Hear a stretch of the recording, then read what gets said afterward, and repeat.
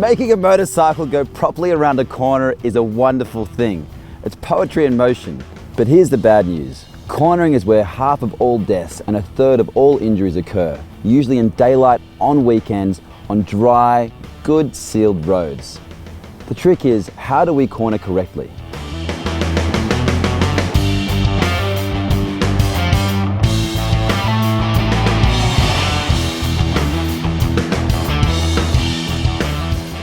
To make a bike turn properly means understanding and using countersteering. If you don't know what this means, you need to watch the countersteering episode first. Right, let's start.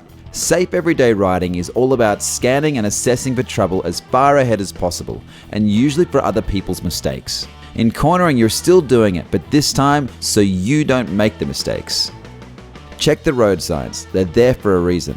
What was the last stretch of road like? Does this look the same? Look at the surface ahead. What's the quality like? Any gravel, potholes or water on the road could be disastrous. How marked is the camber? All roads have camber to help run off rainwater. On a right-hander, the camber is negative, reducing available grip and the maximum angle the bike can lean. This particularly affects cruisers and bikes with pillions. On the left-hander, it's the opposite. This good feeling causes many riders to go too fast around left-handers and too tight against the left-hand edge of the road, and often results in running wide on exit and into oncoming traffic. Not good. The three key ingredients for cornering are speed, position, gear. Every corner should be taken in the right position or line, in the right gear and at the right speed. If you're missing any of these three, you're asking for trouble. One thing's for sure, you're going to start slowing down. You won't accelerate again until you actually see the exit of the corner. The wrong speed is the simplest and most common cornering mistake. Get the entry speed right and everything else gets easier. Taking a corner too slow is only a mistake if you see it that way. Speed is the last thing to add to the mix. First, get the technique right. So now's the time to position your bike for the turn. Imagine the tyre lines of a car. For a right-hander, you're going to stay to the left of the lane and the opposite tyre track for a left-hander. Here's another saying you might have heard. Start wide, finish tight. Start wide means always taking the line with best vision of the corner to maximize your options. Finish tight means once you can see the exit, you can stay tighter to the edge of the road because finally you know exactly where you are going. Okay, the setup is going well. You should have finished braking by now and also be in the right gear. Your gear should match your entry speed with mid-range revs. This will give you effective acceleration as you exit the corner, or even some engine braking help if you have to slow down in a hurry. An idling engine is no good at any point in a corner, neither is a screaming one.